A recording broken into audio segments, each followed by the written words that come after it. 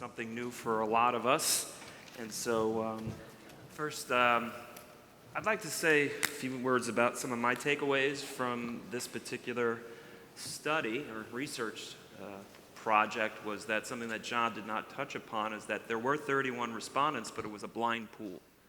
So when Kingsley Associates went in and did the study, they weren't aware of who exactly was actually investing in affordable housing. And it turns out, you know, when you look at this and you don't know what responses you're going to get, you pretty much, it is bipartisan. And in honor of Washington, it was basically a landslide when you see that many firms devoted, or at least thinking about investing in institutional investing in affordable housing. So I think that's a great way to start this panel. Now, I would like to start with Cherie regarding, based on her history as an institutional investor and not aligned at this time, she has more of a freewheeling way of speaking about it. But in your experience at private and public pension funds, which is a little alliterative, how is capital funneled down to finance affordable housing? Well, you know, Jonathan, as I mentioned when we chatted about this last, surprisingly, most of my activities in funding investments in affordable housing actually happened in the private pension fund world. Not surprisingly, because there's a great deal more creativity and I think ability to cross from public equities into private investments.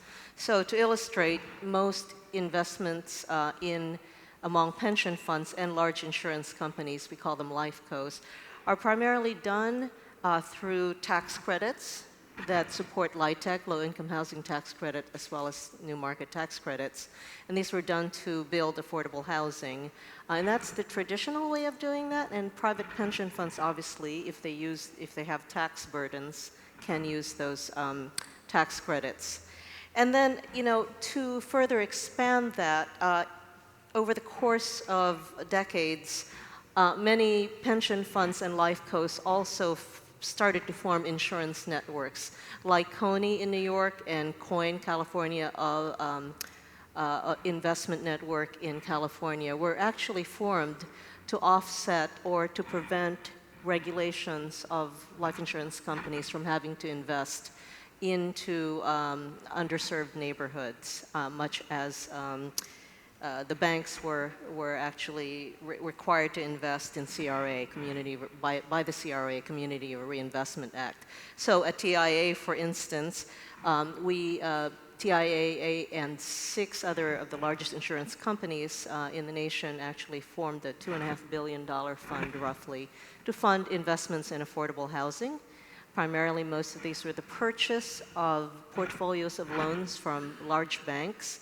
And then subsequently in 2010, we thought we'd get a little creative and expand the market to third-party investors by securitizing a portion of that portfolio. Approximately $130 million, if I recall at the time, was offered to the market, where the insurance companies actually held on to 20% of the lowest tranches, which were producing about a 7.25 coupon, and sold the 80% tranche to the markets in 2010 at about a 5.25% coupon, which at that time was, during the upheaval of the great financial crisis, that was considered a real bargain and was oversubscribed, sold immediately. In addition to that, the private equity investments made by TIA as well as other life cos in the market were focused primarily on urban funds that invested in underserved communities. I think they call them opportunity zones now, but we just call them urban funds way back in the day. And many of these had requirements, as was mentioned earlier, in having mixed income housing. One particular project, for instance, that knocked it out of the park for us recently, had a 40% LIHTC component, where 40% of the project was for affordable housing for people making 60% below AMI, and then the rest of it was market rate. In the public pension funds, I hate, as was indicated by the Kingsley report, What we found out is that there was a great deal more. There's a great deal more fiduciary kind of oversight to this, and honestly, there was a great deal of skepticism in industry that investing with any social good in mind would actually compromise returns, which I found out to be exactly the opposite. And there's a 2007 E&Y study, for instance, that said that affordable housing actually had 1/10 of the losses of market rate housing. I'm kind of wondering whether or not that's been updated recently. If anybody knows, that would be something to look for. But as I said, pension funds tend to view things from a fiduciary perspective and are keen to gain the highest returns for their constituencies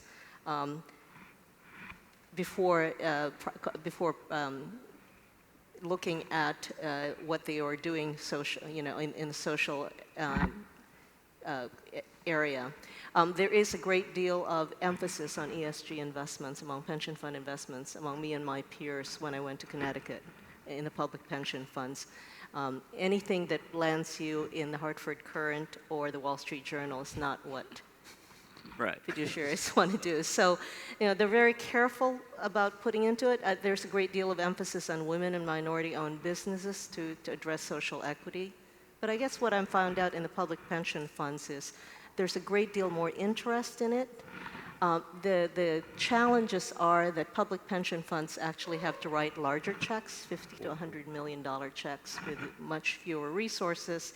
And so what they're looking for is an investment manager with a track record as well as proven returns. And that's been the challenge in that space.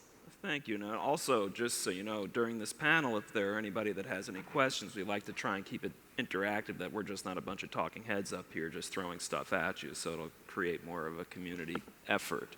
So with that, and you said something very interesting, which I'd like to bring Allison in, is because you're a gatekeeper for, I'm going to stick with the publics right now more than the privates. Okay, well, when we'll get to Ruben, we'll talk to the private. But when you essentially are a gatekeeper, you represent some of the public pension funds out there, and you're presented with these opportunities from institutional private equity fund managers, which a lot of people may not be familiar with.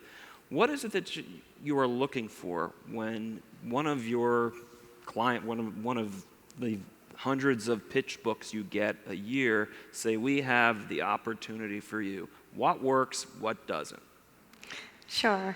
So I think that it really relates to the goals and the philosophy of the individual pension plan, and the ones that John spoke about earlier that actually have a mandate to increase their investments that have an ESG or sustainability or affordable housing specific investment, make it a little bit easier because it's not just about the returns. Obviously, if someone is investing, their primary concern is the risk and return of the investment that they're going to make. And as we've seen, there has been less communication and less information and education about the returns. So I think the increased availability of that has been very helpful as well. So if they are someone who's totally driven by returns, and I think the fiduciary question is an interesting one for public pension plans because I believe that most of them would consider their fiduciary responsibility to achieve the best risk return they can for the plan. But a lot of them have luckily also added other factors that would contain investing in some of these types of funds. Affordable housing or impact, but not as much, not to as great of an extent, I think, as you might imagine. So it's really kind of what their overall plan and goal is for their pension investments, whether they have an aspect of that already spoken for in their philosophy, or if they're just really searching for returns. And obviously the S in ESG is really the subjective question, what is social? Right. I mean, so that's a whole nother set of subsections that, how do you deal with that? Yeah. And just, anecdotally, I mean, hopefully at some point affordable housing is no longer just part of an ESG program, but an actual derived great income opportunity and great investment opportunity. Just 30 years ago, the multifamily, what was considered multifamily housing, wasn't even an asset class in institutional investing, and now it's one of the most successful core investing strategies there is. So hopefully over time, this affordable housing programs will actually be in that same category. And one day we'll look at something up there and we'll say, well, that's one of our core strategies. Now, speaking of to the privates, I'd like to talk to Ruben for a few moments out of Prudential. How do you view this? I mean, when you're obviously on social impact investing for a Prudential insurance company, how do you balance the difference between doing good and actually getting returns for your insurance? Sure. Your So clients, as it were. yeah, I mean, so I invest for the balance sheet of Prudential, and Prudential has had an impact investments group, it was previously called the Social Investments Group, since the 1970s. And we've been doing this since that time, not just because we believe that we're getting positive brand value and great stories to tell out of the investments we do, though I think we do some of that, maybe not as much as we should. But not just because many of the senior leaders that have come through Prudential during that time, several successions of CEOs have believed it was the right thing to do, but because the investments have held up. I can't tell you exactly how they've done, or someone from the compliance department will spring from behind the stage and carry me off here in a black bag, but like they've done well enough that the amount of money that the CIO has committed to impact investing has grown really steadily. In 2014, the company set an ambitious goal of creating a $1 billion impact investment portfolio. And that's an entirely private portfolio, so we're doing that without tapping into the public markets at all. We are well on our way to hitting that goal, which is extremely exciting. And so, when you have that kind of a goal, when you're, as Allison was saying, when you sort of start with this impetus of we're going to put money into these spaces and we're going to intentionally try to do social good, you then have to start looking for, okay, where are the places we can do that, where the risk-return trade-offs are appropriate. And when we price our investments, we price them alongside all of the other people that are investing money for Prudential, and we've got to make sure that we've got the right story to tell. Affordable housing has been a great asset class from that perspective, frankly. I mean, I don't totally understand what it means to call something core minus. I never heard that. I would love to sit down and talk to some of those folks and see what's going through their heads, because in my mind, it's an asset class that has, in many cases, generated returns that look like value-add returns with core-level risk because of the durability of the income streams. Now, that isn't true for every investment. And there are great managers and great operators and people we work with, like the NHP Foundation, where we know we're going to be proud of those investments at the end of the day. And there are folks out there that I wouldn't put in that same category. But those are the kinds of asset types that we really look for to build that big impact investments portfolio. So let me just thank you. And you mentioned $1 billion, right, for affordable housing. It's $1 billion across impact investments. So affordable housing, I manage the real asset side, which is about half of that portfolio, and then a big chunk of that is in affordable housing. Okay, so of that, how big is the entire assets that Prudential, what percentage of Prudential's assets is that? Well, I mean, $1 billion sounds like a lot of money until... Right, so the balance sheet of the company, I'm not sure, I don't have our latest SEC reports in front of me, but it's somewhere on the order of $500 billion of assets that we're managing at any given time on behalf of all of our insurance and annuities and retirement clients. Yep. And then there's all of the money that's managed through the PGIM businesses, which is the third-party capital, which has also adopted affordable housing as a way to drive investor capital as well. So there's room to grow. Absolutely. Yeah, no, thank you. I appreciate that. Okay. If anyone from the CIO's office is listening, I just want to add that I've got another endorsement for increasing the size of our portfolio. I mean, absolutely. And I think, the mission that I have sort of personally is to see the values of impact investing spread throughout the investment management space. And, it slowly penetrates like, water through a limestone cliff. It's like making its way down to the bottom. And I only hope that increases over time.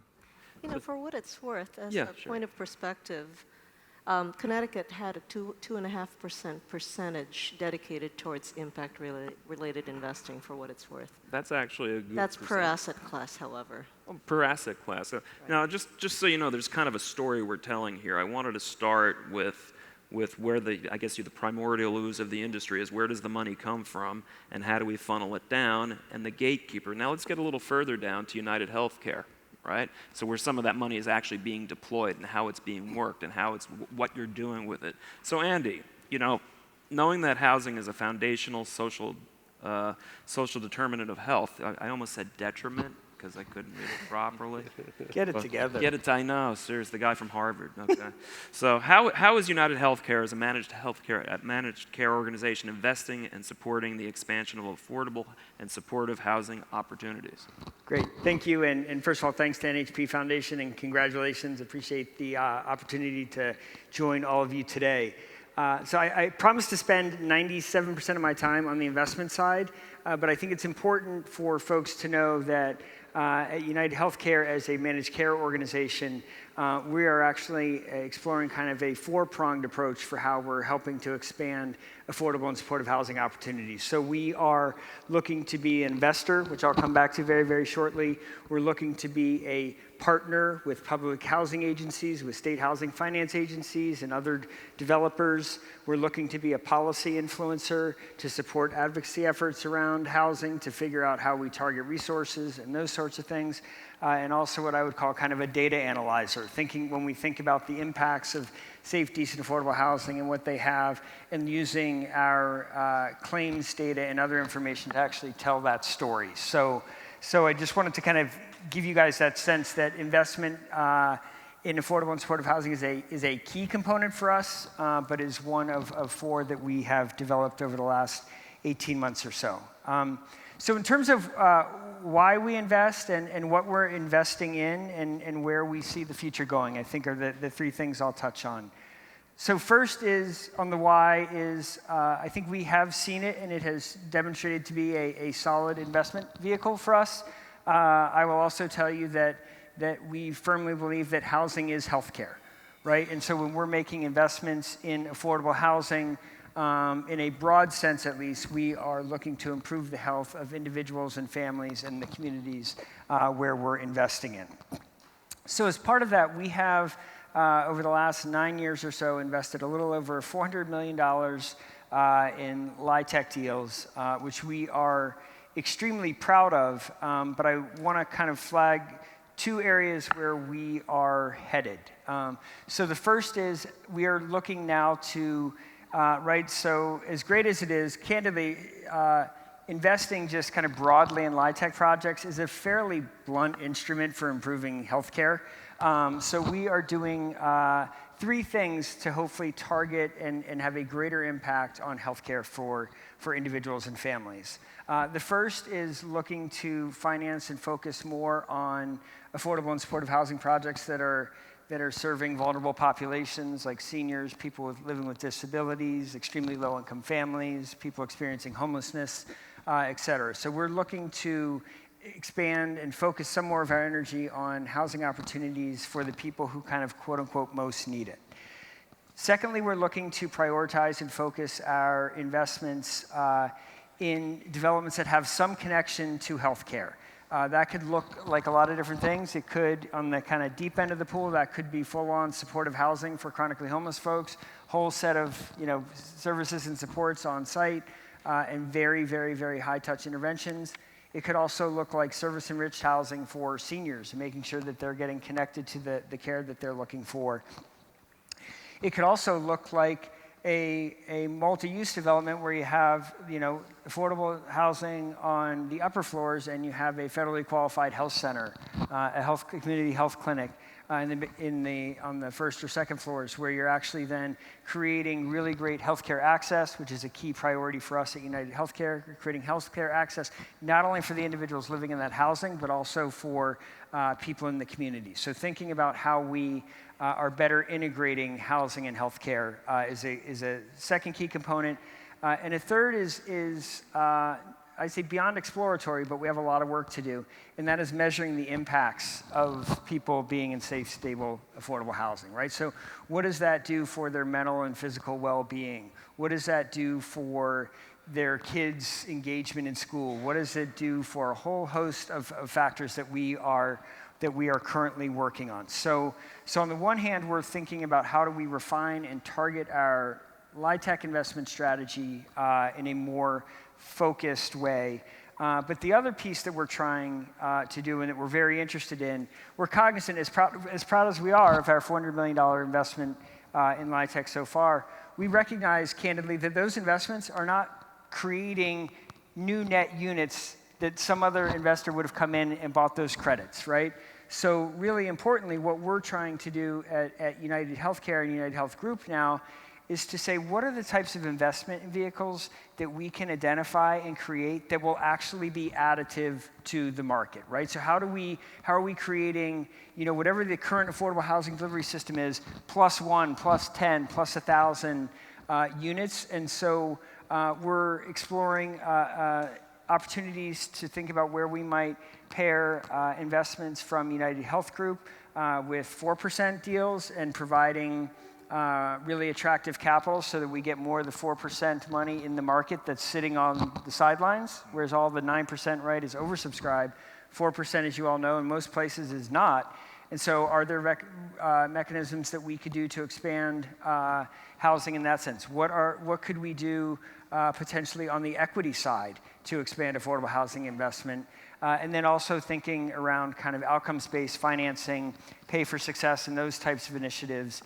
We're the senior investor in a 300-unit supportive housing initiative in Los Angeles County focused on getting folks out of off of Skid Row and out of the LA County Jail Twin Towers and into housing. And we actually don't even have a plan in Los Angeles County, and it's not a capital investment. It's what can we do to kind of solve that quote-unquote wrong pockets problem. So I think I'll stop there, but hopefully gave you guys a sense of kind of what we're trying to refine on our tax credit side and then where we're trying to think about being additive. Well, thank you. And you bring up a really good point about investing in places where you don't even have a plan. But let me ask you something. This is for the audience, for everybody, and for the entire panel. What about the urban-rural divide? Because it's great to invest where there's a critical mass of people, CBDs, 50,000 or more. Yep. What do we do or maybe it's just too much right now, to address those places that don't have that kind of critical mass and people still can't afford to find a place to live? Does anybody have any? I'm Go ahead. going Go ahead. to I'll touch jump on into that a that little after you. bit because one of the things that, first of all, tax credits are actually allocated by region. So there's actually tax credits dedicated towards St. Louis, Missouri, for instance, or the areas rural areas actually have tax credit allocations. So you can actually invest as you need across the nation if you needed to. Of course, the most and then the greatest number of tax credit investments will happen in large CBD areas like New York. Even Dallas has a lot. Texas has quite a bit, as we all know, and the West Coast quite a bit more. But what you will find there is that if a public-private partnership or a partnership with a university or a healthcare system will actually you can find catalytic investments in specific neighborhoods if you're looking, and this is the sort of thing that takes a little bit more creativity, a little bit more digging in the weeds for the creation and addressing of affordable housing. In many areas that you're describing, in the rural areas, for instance, you don't have so much, everybody has an 80% AMI level. And so you don't really have the tax credit allocations, but you still have the need for affordable housing for workforce and naturally occurring housing. And that's where you start to get into the workforce housing funds where you're creating, we were always looking for this, both at Connecticut as well as the TIA-CREF, in looking for those opportunities to invest in private equity investment funds that will build either for sale and or multifamily investments that hit the price points of those making 120% of average median income and below. Okay, thank you. And I would add just real quickly, I think from our perspective, I mean, honestly, there's no silver bullet to it, I think, from our perspective. And candidly, as a healthcare organization, we experience this a lot, not just on the housing side for our members necessarily, but also access to healthcare, right? And so I think, for us, it is thinking about how can we tie in on the healthcare side. We're thinking about a whole host of technological things around telemedicine and those sorts of things to better serve rural communities. And just a couple of weeks ago, I was in Hazard, Kentucky, in Central Appalachia, and The name itself is tough. it is, yes, it is. Hazard, Kentucky. Hazard, Kentucky. Find good bourbon there? Central, yes, they do have good bourbon there. Central Appalachia, and meeting with the community development corporations and the other folks there, thinking about, right, because a lot of, at least in our experience, a lot of those rural communities not only have a housing challenge of substandard housing or lack of housing, but they have an economic development challenge. And so we're trying to take, I would say, in rural communities, a more holistic view about that, about how do we improve healthcare access through telemedicine, how do we support economic development in those communities, and do it more as a collaborative. Well, thank you. I just want to go over to David and bring him in. We haven't heard from you yet, and your perspective in terms of how do you define social housing from your perspective. I know that you don't invest on behalf of Harvard. I'm aware of that. But you just give us a little more perspective on what you do and how it impacts this panel. Well, just to make sure everybody understands the format of the panel, we went from the people with the money to the channels for the money to be placed to the person with no money. That was the kind That's of what I said. logic It was a that journey. that we were generating. So I study investors of all different sorts who either think they can improve their long-term decision-making with environmental, social, and governance information has become the language, the ESG we keep hearing about, or investors who think they can make the world a better place through finance. And along the way, spent some time in the sort of with the real estate investors, starting around 2006, right after Katrina, where I met Sherry and Ruben down in New Orleans, when we were looking at, sort of the social issues were so apparent and the real estate challenges so severe. So I think it's kind of all the same stuff. I'll leave the theory to the side. In practice, we have two communities of practice. Those who adopt ESG, large institutional investors are the paradigms we keep talking about, pension funds, who want to make better long-term decisions. For the most part, affordable housing doesn't have a sleeve in that discussion. Climate is the paradigmatic issue. You're trying to mitigate climate risk. Think about where your buildings are located and what physical risk might be. Or think about how cities are going to change because of changes in resource scarcity. And affordable housing is part of that, but there's not a sort of natural outcome. Now, I will say, in that group, in the last couple of years, we've seen a little bit of a shift. I'd love to hear, Mercer's probably seen more on the ground feedback than I have. But about 10 years into the terms, environmental social governance information was invented about 10 years ago, 11 years ago now, by a thing called the Principles for Responsible Investment. All of a sudden, the Principles for Responsible Investment in the last couple of years has added real-world impact into their discussion. And I've spent most of the last 2 years running around talking to large institutional investors globally about economic inequality as a challenge that looks like climate change to the inequality to the S as climate is to the E. So you have investors worried about real-world impact, thinking about what happens when our societies become so unequal that a lack of social cohesion really starts to challenge their long-term outlooks. Affordable housing looks like a solution. How do they find what's going to fit into their particular real estate mandates is still the challenge, right? Because there's no actual outlet for them. That's one community of practice. The other community of practice, which coincidentally or not, I mean, sort of coincidentally, grew at the same time, is the group that's adopted the words impact investing. It was fun to see in your interviews the way that these terms are merging. They're merging out there in the world. They're starting to merge in how people talk about them, but it's creating a lot of confusion. The impact investors, so we did a whole series of interviews with them, probably talked to Sherry about that too, funded by the Ford Foundation. We were asked to go figure out why impact investors weren't investing in housing, affordable housing, because, hey, look, the United States has this enormous it's the largest impact investing structure in the world, driven by the Community Reinvestment Act. The community development finance institutions are right there, ready for them to place their money into. And what we found from the impact investors was housing was boring. That was one thing. People kept talking about 4% and 9% tax credits instead of the unbelievable health benefits of having a child in safe and stable housing over the course of their schooling. But also, there was a sort of disconnect between their wealth managers and the way that their wealth managers viewed what impact investing was and what they really wanted out of their investments. that community has started to look at housing a little more effectively, and I think partly because we've expanded the circle of who those investors were. It started out in impact investing, it was really the family office would be the paradigm, or the family foundation, and that circle's sort of gone out into healthcare providers and anchor institutions, hospitals and universities, and the institutional real estate capacity in those groups has come to bear on impact investing. So I mean, I think in both communities of practice, there's been a shift. There's sort of an opening towards affordable housing, but the essential barriers of from idea and theory to deployment are there. You know, I'd like to point, you brought up a really interesting point about how ESG has focused primarily on environmental impacts. And that certainly was the case at TIA when you and I first met right after Katrina, I believe. And we were putting our heads together and brainstorming about what to do about rehousing all those people in the 9th Ward who had to leave. My son this morning actually brought up a very interesting point. He's writing a paper about it. And he was saying that, do you realize that most climate change, that the impact of climate change is greatest on those who have the least, and the need for affordable housing has had the most impact in places like Houston, like Louisiana, in all these areas. So the two are not unrelated. Yeah. No, so the other thing that we've been and studying affordable housing, right? What we call the just transition. So another project of ours is sort of linking climate.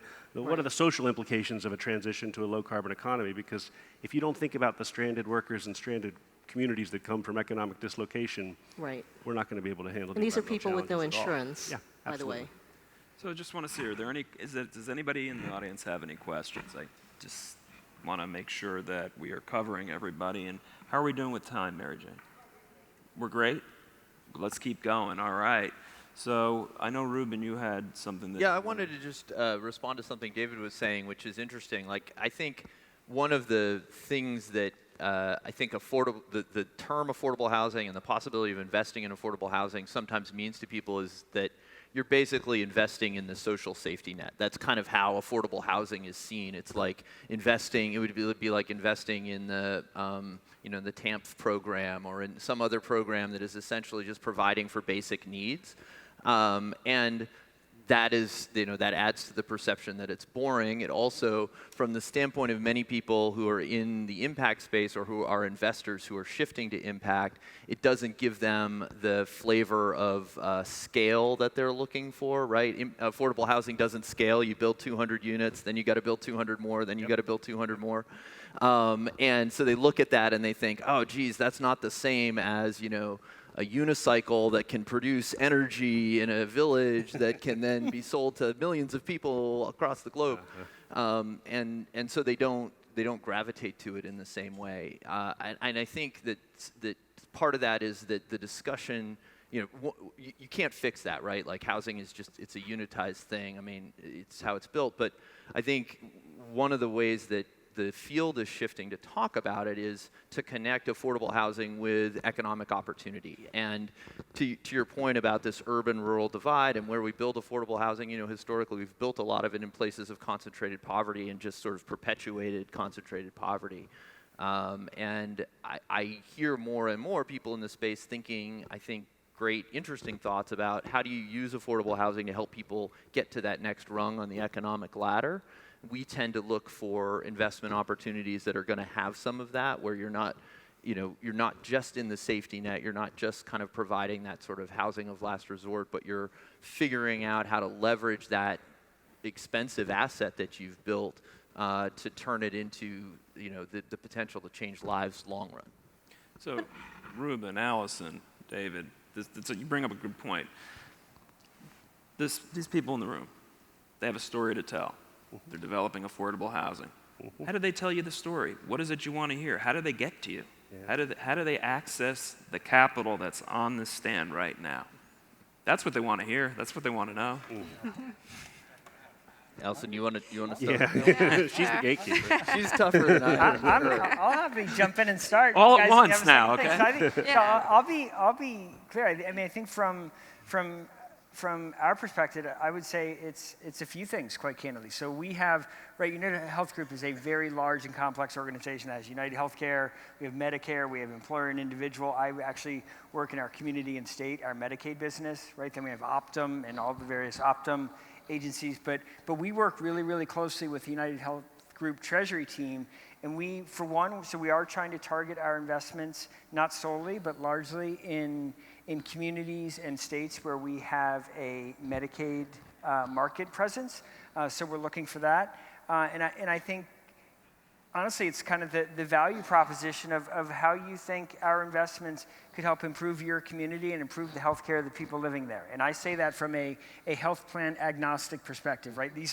None of these units go, targeted to our members. But so we're looking to do that broad investment. But I think, as we're exploring and kind of sorting through a whole host of different ideas, I think it is largely thinking about what that value proposition is around healthcare. And then the other thing I would say is that from where I sit is that the stronger the value proposition is around improving healthcare and what you can demonstrate, A, the more likely we'll be interested, and B, the more likely we'd be willing to entertain kind of, concessionary type of capital opportunities.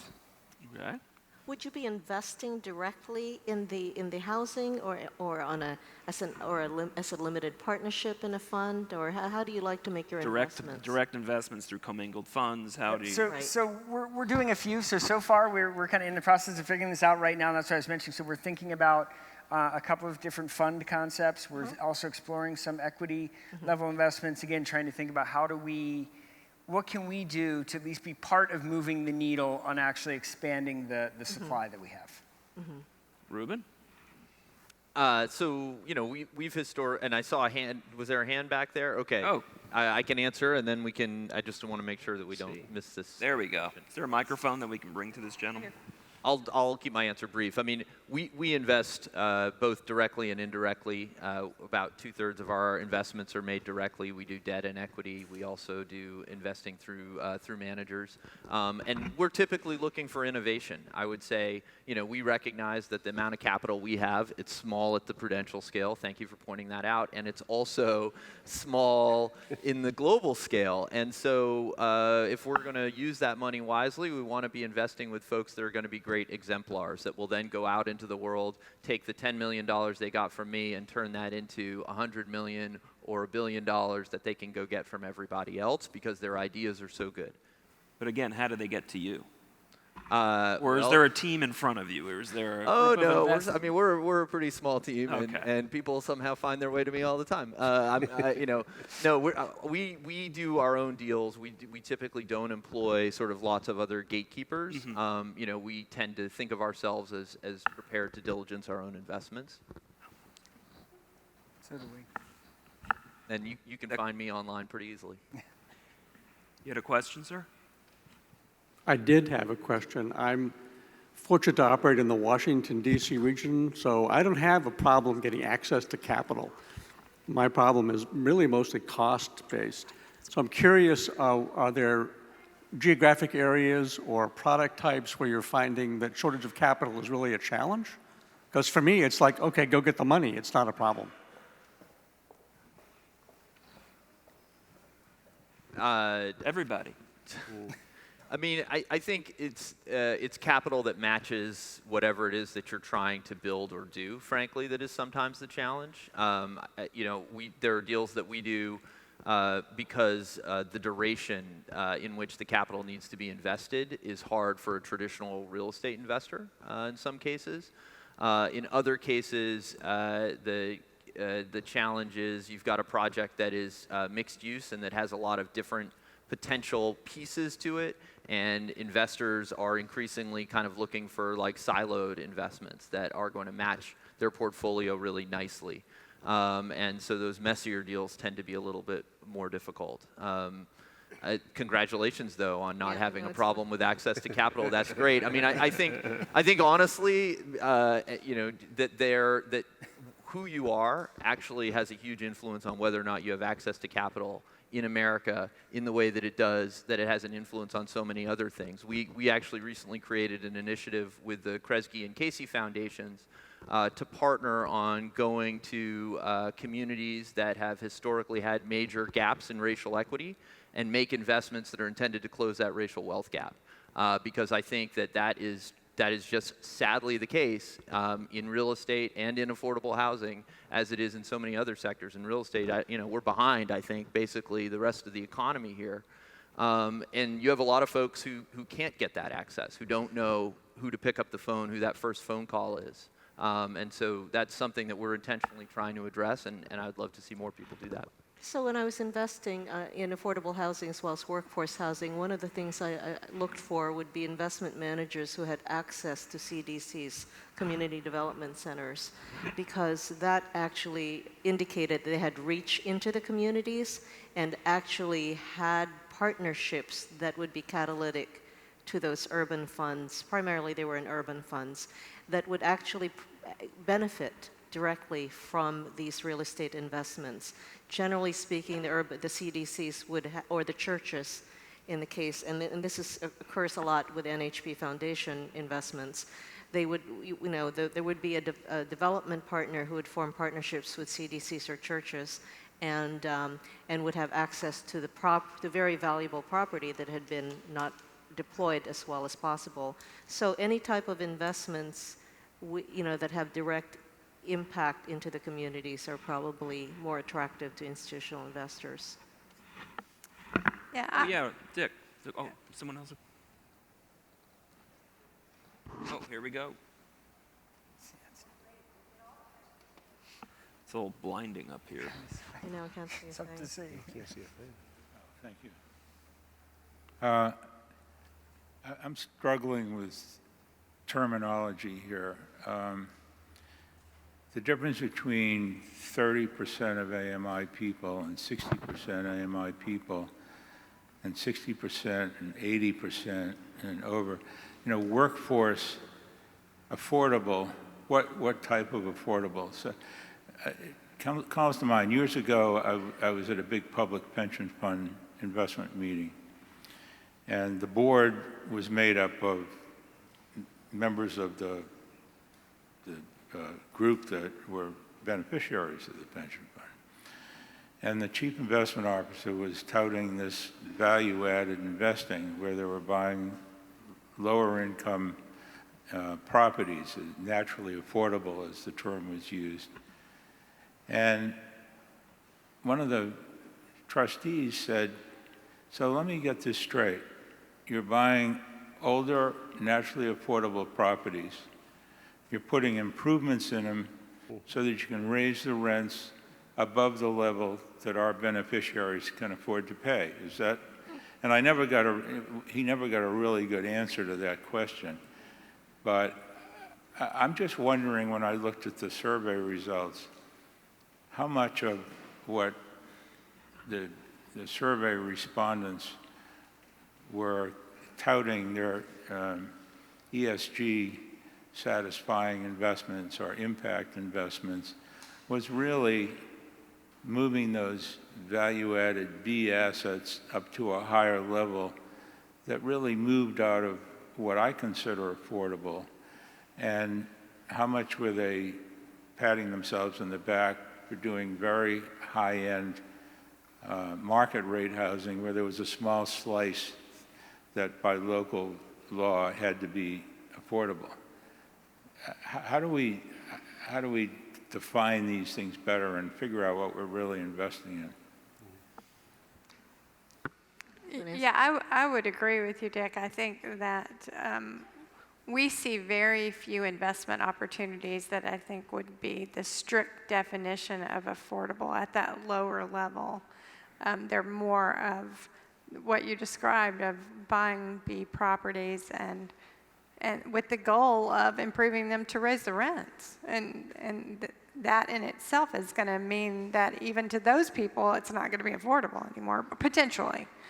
Obviously, I think it goes hand in hand with what Ruben was talking about if you increase the economic activity in the region, that helps as well. But still, that leaves the point that there's a subset of housing that you're not supplying. So I think getting back to the question of what do we need to see, it is definitely about the education, and it's two-pronged in regards to being really specific and providing information about what the impact and the social advantages are for the the type of investment that you're putting forth, and then also what the financials are around it. Whether it's a 2%, earning, or whether you're not going to earn anything, or you're going to earn 10%.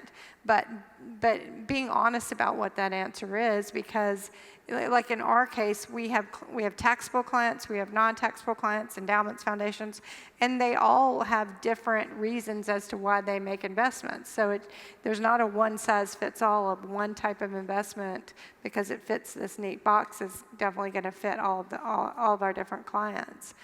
While we also had a number of clients invest in the opportunity zones, driven more from the retail perspective of that was obviously a tax benefit for those type of investors. But I think just providing more education and being specific about what those two areas are in regards to the finances around it, and also what the benefits socially are as well, would really help the education. I think metrics matter quite a bit, and drawing more investors into the space requires metrics. And David, you would know this better than anybody. I'll be a proxy for the pension funds, both private and When I first entered this space, I didn't know much about impact-related investments. So the first thing I asked was, do we give up any returns for this? And I was promptly told, no, you're supposed to make investment returns that are market-based on a risk-adjusted basis. So the first thing I looked for is, what does affordable housing mean? And technically, in the pension fund world, affordable housing is that which requires public subsidies, such as NMTC, SLITEC, 4%, 9%.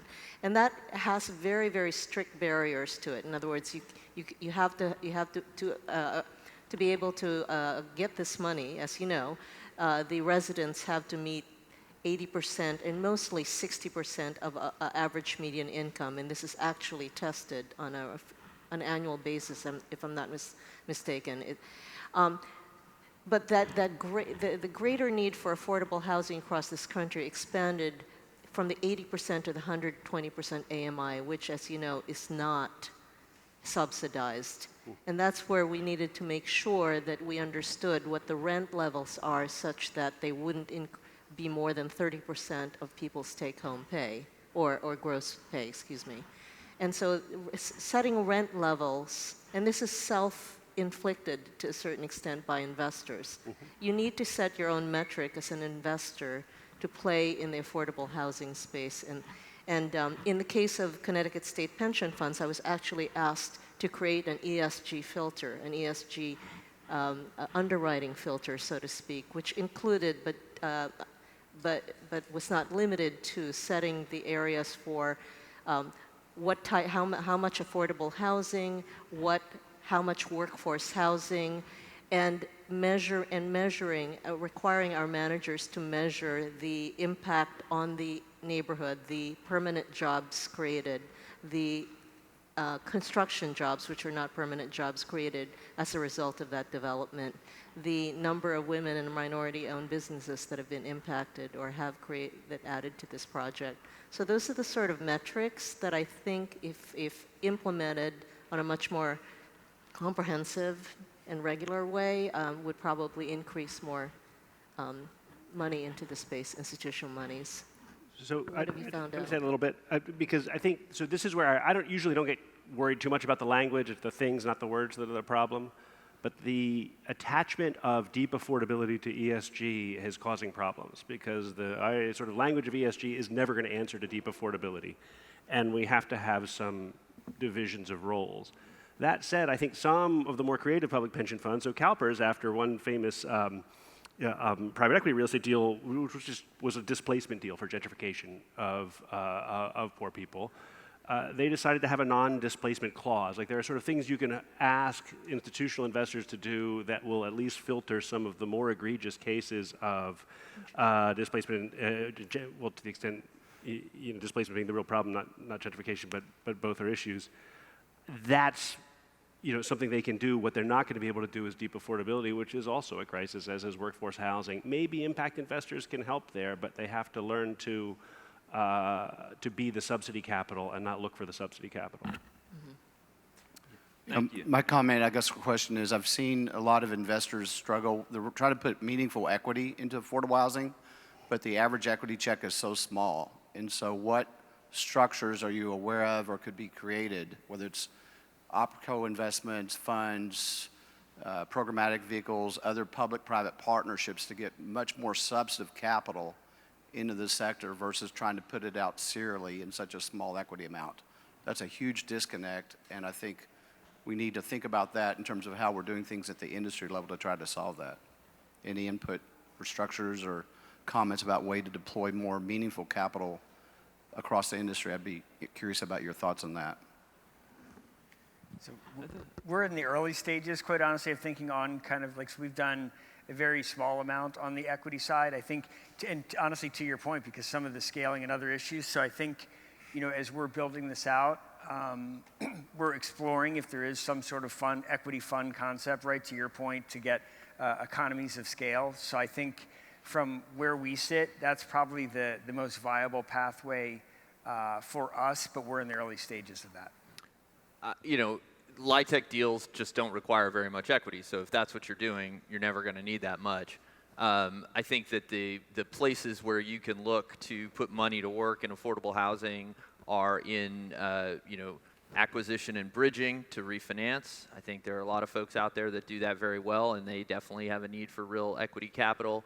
I think that there's a couple innovative models in both Washington and Austin around housing conservancy, where you're acquiring and preserving naturally occurring affordable properties. And those, I think that the capital need for those in some of these markets is very acute. I think there's a next generation of markets where people aren't really looking today, where you're going to start to see some of those naturally occurring properties fall out. And there's, I think, an opportunity to get out ahead of that and put investment dollars to work. And I think that, to Cherie's point, that 80 to 120% or 60+% market in a lot of the country can be addressed and should be addressed through intentional interventions in preserving affordable housing. That's a big slice of the market. It's just not, it's not what LIHTC funds. But I think around the country, that's where, for example, inclusionary zoning rules are headed and some of these other interventions. They recognize that those folks are also suffering from a unit shortage. So I know there's a question more? Oh, there's another question. Hi, David Bowers with Enterprise Community Partners. I know with the decline of support from the federal level, there's been more investment, more need for investment on the public subsidy side at the state and local level. I'm curious if any of you all have had experience with, or if you had any interest or openness to, investing with public sector kind of housing production trust funds or things along those lines, either investing in or kind of alongside to leverage your dollars with public dollars and vice versa in a more direct kind of localized way? So the short answer for us is yes. And I don't mean to be coy, but we're in very early thoughts about it. But I can tell you we're absolutely exploring opportunities where we could complement and provide investments to public agencies where we could to expand affordable housing. If maybe in 3 or 6 months, if we were having this, I could talk more about it. But the answer for us is yes. Yeah, I mean, we've never done an investment deal where we're investing alongside a public entity like that, but certainly we've invested into structures where the public entity is a critical partner one way or another. They're just not necessarily managing capital that we have to then rely on. But I certainly am open to that, and I'm looking at transactions now that involve a public-private partnership in the creation, say, of a community land trust that's going to hold property long-term. And I think that's, we've got to get creative, right? Because those federal dollars don't seem to be increasing in meaningful ways anytime soon. Do you have any filters towards, what kind of returns you need on that? I mean, how do you determine whether it's a market rate? I mean, if you're anything like TICREF was, it has to be, and specifically Connecticut, it has to be a market rate return. Do you have any qualifications along those types of direct investments? Yeah, we use the same benchmarks that everybody else does. We take that Odyssey index and we apply, some additional points to it based on risk. And so, it's about underwriting the risk and figuring out what pieces of it you can account for and what pieces you're just going to have to tolerate. And sometimes in these public-private partnership structures, there is another entity that's more ready to take on some of that top-level risk. You know, community foundations, I think, are great for this. That will then make it easier for some of that sort of more market-based capital to flow in behind them. I think the San Francisco Housing Accelerator Fund has got a great model where they're doing that, and they're layering capital in a really smart way. And you know, at the base of that are CRA-motivated banks that have got plenty of money, and then you kind of ladder up from there. Heather. Yeah, Heather Border here. I'd love to circle back to the allocation and where this capital is coming from on the institutional level. Allison did a really great job of mentioning the ESG qualifications of some of her pension fund clients.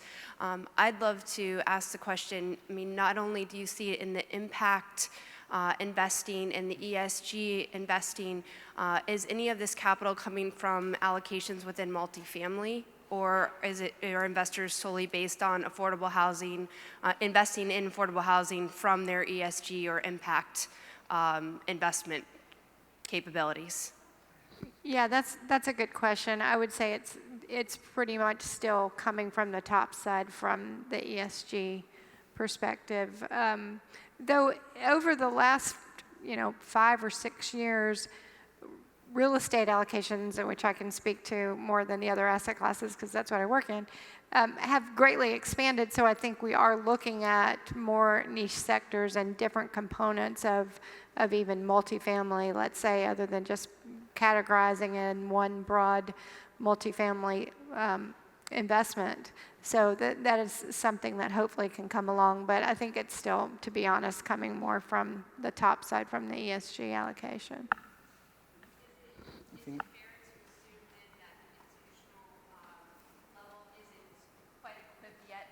Could you repeat that for the room? Yeah, is it fair to assume then, based on your comments, that the institutional capital isn't quite equipped to invest directly in affordable housing from a niche play capacity and will continue to seek from these ESG filters and impact investing filters? Well, I think they're open to investing in affordable housing, but it sort of depends on what the premise is behind the investment. So if, as I was talking about before, you prove that that there's some sort of financial return there that would fit within their overall financial goal, then I think they would be open to that. And they have, I mean, like we talked about workforce housing, which I know may or may not be affordable, but, and then they obviously would be from ESG. They're okay with parsing out specific pieces into something, even all the way down to affordable housing. But the ESG teams at institutional investors don't sit within asset classes usually. They usually Right. work with the different, the allocation comes from the asset class, and the ESG team then provides a lens where they train people within, who are doing the real estate to adopt these principles. I mean, I do think, so we wrote a handbook on responsible investment across asset classes 10 years ago now. It's not a new idea. But if you look at how the ideas of responsible investment are spreading through the institutional community, they kind of start out at the top, then you hire a team that gets attached to governance, and then you start working with the different asset classes, then they push you away because who are you to tell them how to make their decisions? But the most traction was with public equities, and it's kind of spread out into real assets next. And we're seeing that, the Dutch funds they have affordable housing outlays because they sort of got a little bit further. Maybe the Australian funds will be next, but you are seeing this kind of move out of the public equity space slowly. Great, thank you. And I would say real quickly at United Healthcare that I think we are interested in that, and I think a sizable amount of our investments come from our quote unquote regulated capital, right? The money we have to throw on hand, right, as a insurance payer, right? If there's some, God forbid, some massive scurvy type of thing, and we have to pay $1 trillion in claims, right? We have to have resources set aside. So I think we are interested in thinking about it, and so right, a lot of that for us then is working at the state level with the insurance commissioners to make sure that we're making investments that they are okay with as an insurance company. Thank you very much. So I'd like to go back to something David said, and I think Allison touched upon it as well. Speaking of dislocation and displacement as part of, when you invest somewhere. A whole new dynamic is just kind of arisen over the last, I just read it in the paper today, actually, and part of us as an industry and as an association, we have responsibilities, that it turns out that families that don't make $100,000 can't afford to buy their own homes anymore. So where are those people going to go? They're going to trickle down to what is now considered workforce housing. The people in workforce housing are going to trickle down to what is known as affordable housing. Where do we go? What is the next step? What next steps can we take? How can we help the people in this room not take advantage, but understand the risks inherent with what they're investing in now? That was an easy question. Macroeconomics of the United States. We can't just keep looking at quarter to quarter. Yep. We have to look decade to decade. Yeah, well, I mean, I think that's just one place where the kind of language of responsible investment has helped a little bit, extending out time horizons, looking at big secular trends. The need for affordable housing isn't the need for affordable housing. It's related to racial injustice, social injustice, inequality that's been accelerating, and it can't be taken as, affordable housing is not a solution to deindustrialization. That's sort of one of the lessons that we learned in Baltimore. I'm from Baltimore, so I sort of think about Baltimore a lot. So putting affordable housing in discussion with these other pieces of the puzzle is probably an important thing for this community to do and to start working with the others who do it. In my world, the language of sustainable cities is starting to, resilient cities. Yeah, right. Resilient or resilient cities. I mean, we had a project where we were working with the metropolitan planners in the Bay Area and Los Angeles and Denver, trying to think about how they can generate investable opportunities for impact investing that meets their goals. They were thinking of how housing connected to transit, connected to health, connected to environmental outcomes. That's going to be the policy environment and the planning environment that's going to shape how affordable housing's done, over the next couple decades, I would guess. But my predictions have not always been right. I'm going to do a shout out for David Wood here. He's a little too humble to really talk about his background. It was David Wood and Gary Pivo's writings about responsible property investment back in 2006 and 2007 that provided the foundation for many investors like TIA, Kraft, but many other institutional investors in this world. And that created the Global Social and Community Investments platform for investing in housing. It's more than affordable housing, but affordable housing certainly is a subset of that. But what David is creating, is talking about, is that it's not so much a product as much as a way of doing business where you actually layer addressing the needs of people who can't afford rent, actually creating affordable housing, creating jobs, providing a catalyst for the growth or the strength of a community, and making money. Yes. And doing Getting well return. and actually proving in that. And it's a work in progress that doing well and doing good are not mutually exclusive. So thank you, David. Well, thanks. Yeah, I mean, when you talk about the problems of housing the middle class in the United States, I think of that as a policy challenge that isn't really about the affordable housing community or subsidy. It's about just creating more housing units in the places where people want to live. I mean, we have a regulatory regime in a lot of parts of the country that makes that extraordinarily difficult. And we're just starting to see, I think, some daylight there in places like California where people are recognizing that if you just don't create any more housing, as it turns out, the housing gets more and more expensive and becomes unaffordable for just about everybody. And I think that is something where the community of people in affordable housing, I think, have been aware of for a long time and have been engaged in this. But there's a much broader societal conversation about what we do and how we generate housing units, and then where those units are, to the point of resilient cities, building housing units that are ever farther away from where the job centers are is not serving us well as a society. It doesn't make sense. But to have those policy conversations and make those units happen is, that's a challenge that goes beyond this room. It, goes up the street, and then it goes to every state capital around the country. And recognizing that the basis of a healthy society really is affordable housing, having a roof over your head, right? Yes. So I think we're going to be wrapping up. We're not wrapping up soon. We're not wrapping up. You're here all night. Yeah. Okay. Okay, no, it's free flowing, but I was gonna, well, I still have, oh, yes, sir, you have a question. Well, not a second, we want to see how quickly she can get there without losing her breath. Timing, Yeah, right? right, yeah. Could you discuss timing of investment? One of the problems you see even in subsidy programs here is people that you get your equity from think of a 5 or 10-year time horizon, when many times it takes a longer period of time to be able to get your investor a return. I did not hear that properly, so. Yeah, could you, To your mouth. Oh, I have to do this? Yes, Yes, closer. sir. I said the yes. timing issue is of an investment, even when you're using subsidy programs, because of the slow pace of increase in rents, it's very hard sometimes to get an equity investment who's thinking of a 5 or 10-year time horizon to think more like in a 15 or 20-year time horizon. Could you guys speak to that for a little while?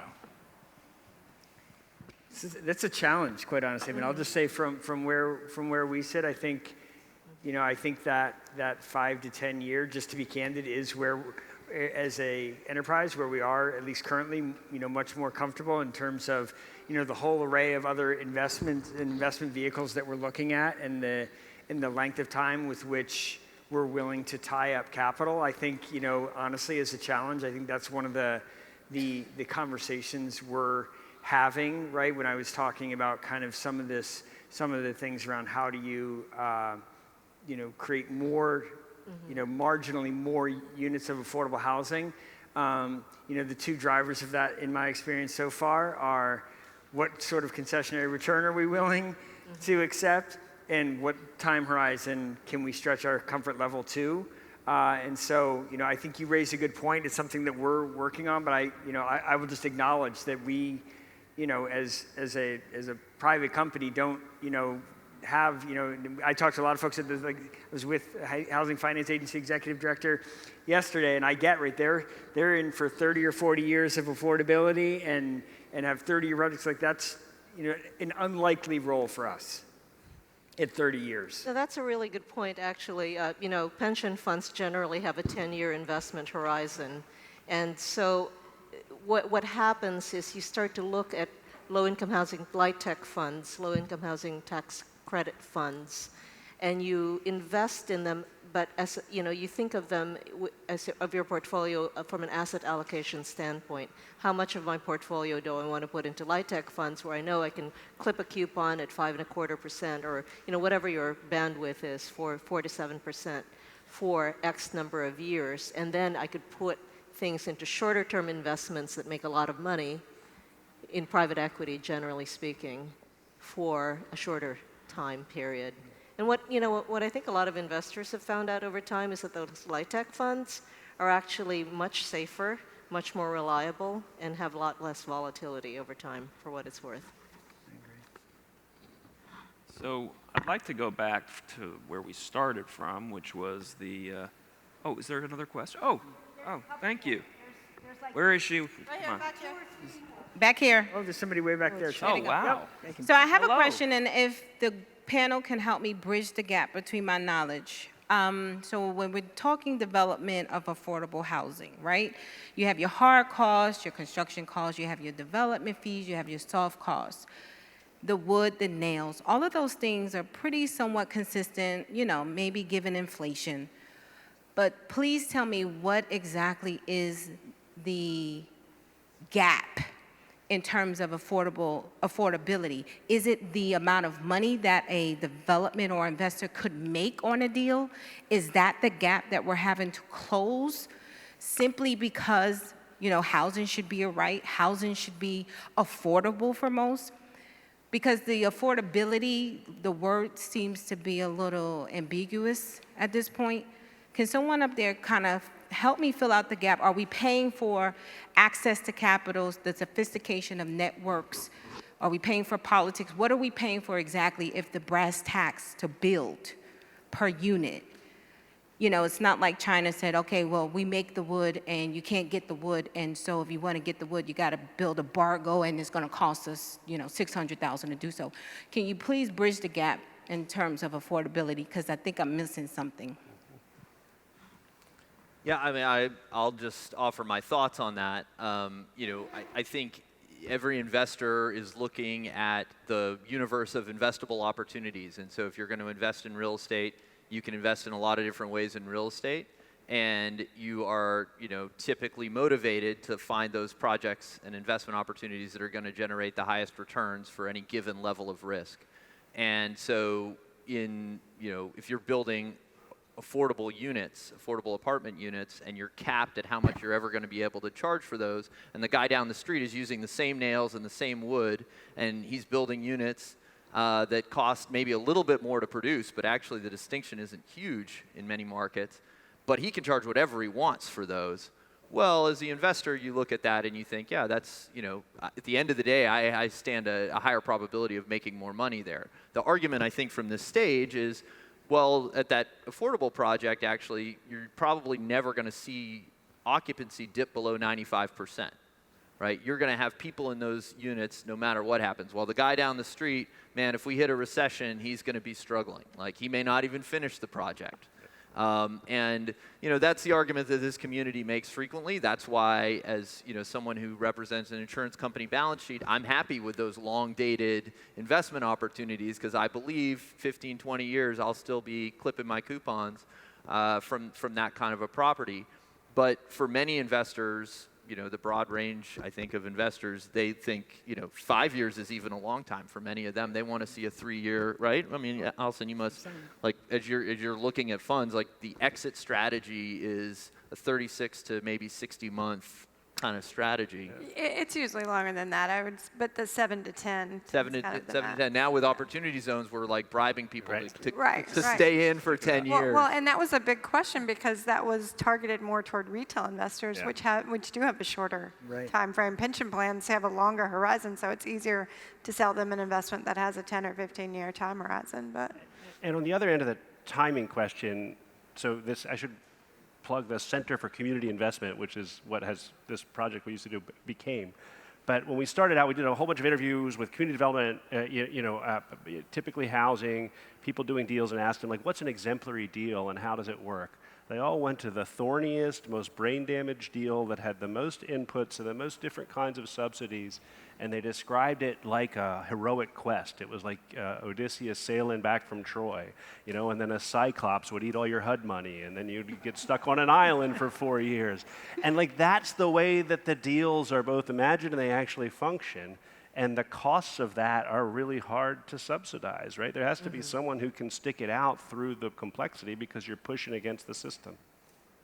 But some people manage to make money off that. I mean, I think we'll hear later from Jonathan Rose, who had managed, and I'll be honest with you, I was one of the first institutional investors in his fund. This guy, when I looked at his underwriting for his properties, had 14 or 15 different capital stacks. It's about 6 or 7 more than what I normally find in a traditional multifamily deal because he figured out, and it took him years. I don't know if Jonathan's here. Shout out to him. Right there. And you can enlighten the rest of the world as to how you managed it. But institutions recognize your ability and to do this and to be able to figure out how to put public and private monies to create both affordable and workforce housing. And it's harder than most, but the returns are terrific. Yeah, you can do it. It's just a very specialized skill, and it takes someone who's willing to think beyond the conventional real estate box. Well, and you need good, willing public partners. I mean, I think that the success that Jonathan and others like him have had is finding those partners and then working with them and leveraging those relationships and cultivating them over time. That's just, if you walk into the economic development office of every city hall in the United States and you ask them how to do these deals, it's only going to be a tiny fraction of people that could look at that pro forma, those sources and uses, and know what each of those lines means and where that money comes from. I think that's a really good point. I just wanted to piggyback on that in terms of the partnership piece, because I can tell you from where we sit, especially in working with our treasury team, they'll be able to run the numbers and figure out what they think in terms of what the potential ROI is and other things.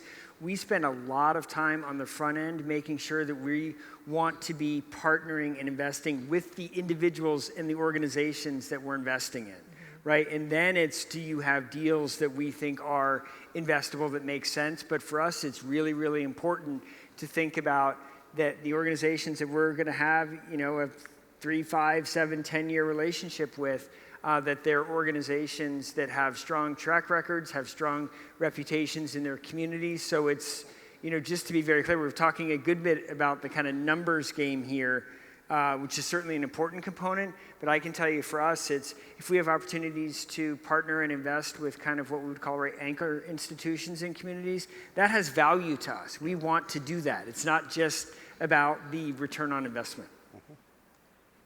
I think we have another question. Yeah, maybe this is getting near the end, and I know that. We're in Washington, D.C., where they have a government here.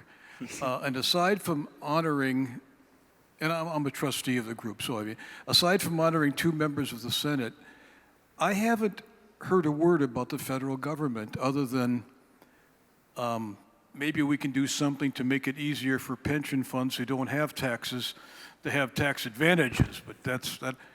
Any thoughts as to what, and the complex of regulations and complications which many of us have worked with and earn livings off of it? I'm being a little bit cynical, but what could we do to make it easier for your clients, if anything, at the federal level? Expand the tax credit program. Expand the tax credit program for one. And expand the housing choice voucher program so you can serve Right. more extremely low-income individuals and And I families. hate to say this, but change the tax policy so it makes sense for corporations to actually invest in LIHTC. When corporate taxes went down to from 32 to 20%, the tax credit program no longer was very viable or even attractive to corporations. So policy does matter if you're talking about that. And I know that this is not very popular, but that's one way that the government could intervene from a policy standpoint. Yeah, we could also think more expansively, beyond tax expenditures, to think of housing not as something we need to patch up for a small percentage of people who've fallen out of the system, but we have a kind of much more damaged housing system entirely. And there are ways to frame that at the level of the government, which would, force markets to adjust. I have a question. Actually, I have a comment. I'd like to acknowledge all of you for being here when this was not the popular thing not that many years ago. And I'd also like to call out Sherry Santos-Weiss, who's always acknowledging everybody else, but she's been up front and center for so many years. My thanks to you. Thank you, Maxwell. I do believe we're really wrapping up in a few minutes, right? And so I'd like to thank you for that, and thank you, Sherry. Okay. Perfect. Thank you. I'd like to go back to our original premise was the Magnificent Kingsley study. And as we exit, I would love two questions for each one of you. Is A, what was your immediate takeaway from the study?